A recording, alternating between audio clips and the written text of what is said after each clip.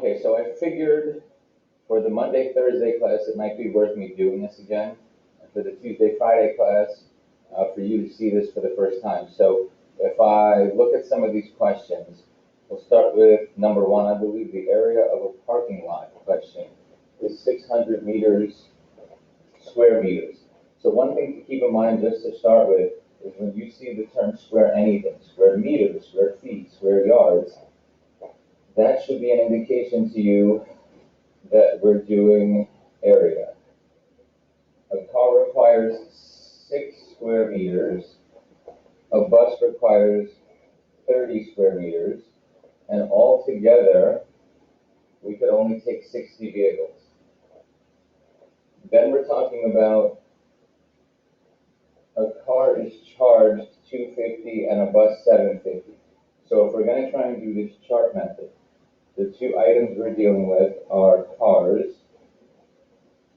and buses. And the issues that we have to deal with are area and total number. So we know that a car takes 6 square meters, and a bus takes 30 square meters, and altogether we only have 600 square meters of space.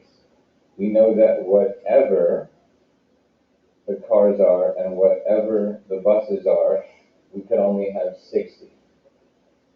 So if we write our constraints, it looks to me that it's 6x plus 30y is less than or equal to 600. X plus y is less than or equal to 60. We always have the constraint for the first quadrant.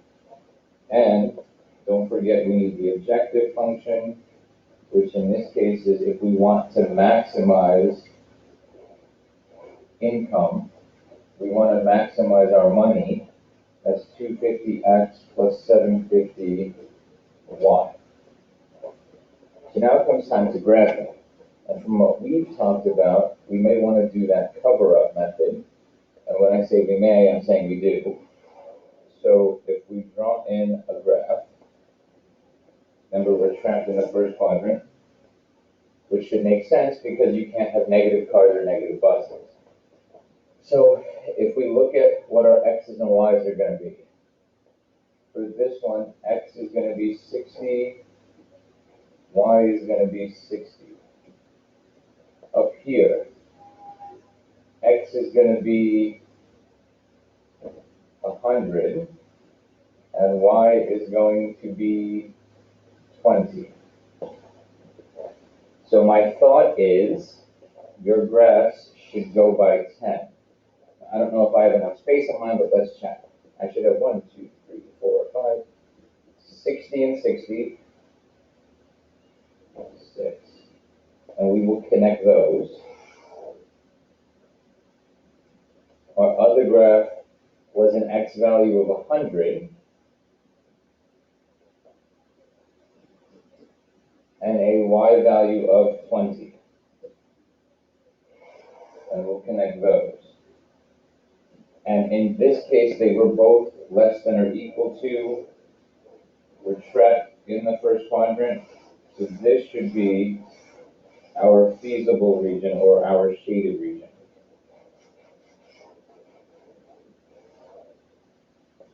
So our important points are the critical or corner points, the ones that make that box. So that's 0, 0, 0, 20, 60, 0, and 50, 10. And when you plug that into the objective function, you're going to, because it wanted to maximize, you are going to look for the value that gives you the most amount. So we're doing f of 60, 0 is 250 times 60, or f of 50, 10. And when we plug these in, that will be your highest value. So don't forget, you actually need to answer the question. You would say you would have 50 cars